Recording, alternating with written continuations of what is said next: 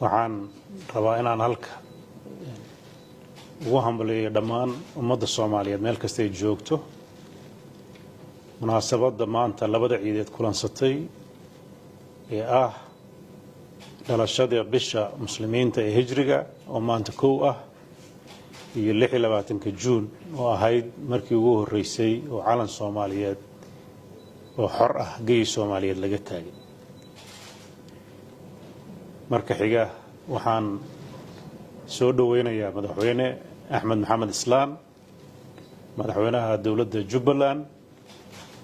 oo runtii muddadii u dambeysay aan ku kala aragti duwanayn arrimaha ku saabsan dawlad dhiska Soomaaliya laakiin dood dheer kadib shirkeennii ka dhacay Garowe isla afgaranay qodobada warmutiyeedka oo ku soo baxay kaas oo loogu danaynayo bulshada iyo shacabka Soomaaliyeed meel walba ay joogaan waxaan rajaynayaa Ilaahay idankiis sida Puntland iyo Jubbaland muddo dheer ay ugu wada shaqeynayeen iyo Soomaalida kale taba sidii dalkan uu noqon lahaa dal xasilan oo dimuqraadi ah oo federaal ah in arintaas ay noqoto arin u horseeda mustaqbalka ummadda Soomaaliyeed deganaansho dhamaystiran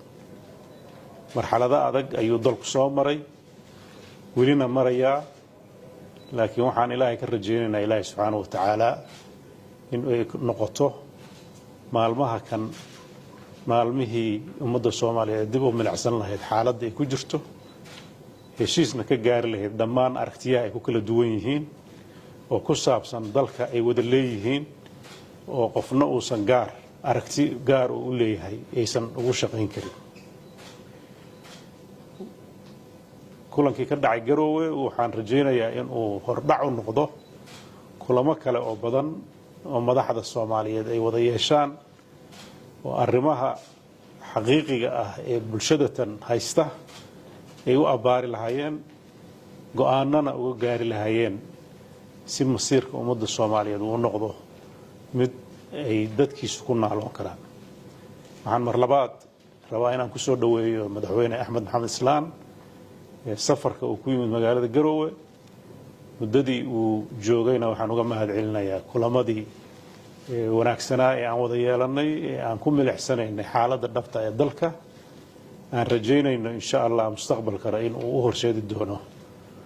kulamadaas inay noqdaan kuwo miro dhal ah ha ahaato xiriirka ka dhaxeeya labada state oo runtii muddo dheer soo jiray taariikhina ahaa iyo ha ahaato midka Soomaali guud ahaan ka wada dhaxeeyo aan rajaynayno doorka aan ku leenahay inaan ka qaadan doono hadii Ilaahay madaxweyne soo dhawo بسم الله الرحمن الرحيم وبنا نستعين على امور الدنيا والدين وصلى الله على سيدنا محمد وعلى اله وصحبه وسلم اجمعين waxaan rabaa inaan marka hore uga mahadceliyo madaxweyne Saciid Cabdullaahi Deni iyo dawladda Puntland soo dhaweyntii iyo karaamadii badneed ee lagu soo dhaweeyay magaalada Garowe taas kadib madaxweynaha la qaybsanaya arrinta sanadka cusub hijriga iyo iyadoo la bilaabay toddobaadka xorriyadda maantana ay tahay 26 Juun inaan shacabka Soomaaliyeed uga hambaliyeeyo Ilaahayna aan ka baryayo inuu Soomaalida sidii ay awooyaasheen iyo aabayaasheen ka soo shaqayn jireen inay noqoto shaqada inta dambe inay u qabsoonto oo Soomaalinimo dib loogu soo noqdo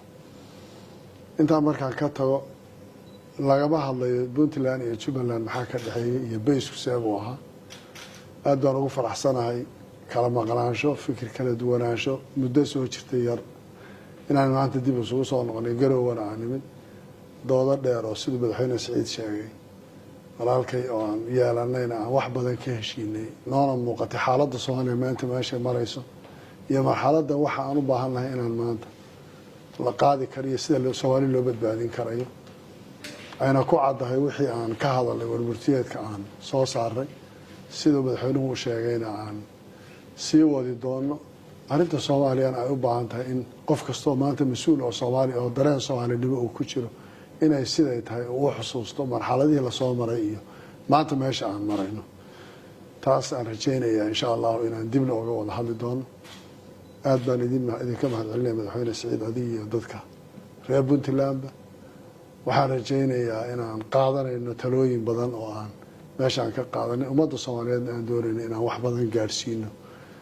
aynan lagama huraan noqonayso in shirar badan oo la isugu yimaado iyo masiirka ummadda maanta meesha uu ku dhacayo waa god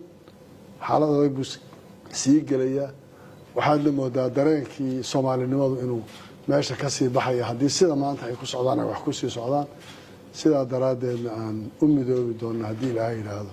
dariiq kasta oo aan arrimaha ku hor istaagi karno ama wax uga qaban karayno aad iyo aad baad u mahadsantihiin waan kulamada dambe aan yeelan doonaan insha allah wixii talaa ku gaari doonaa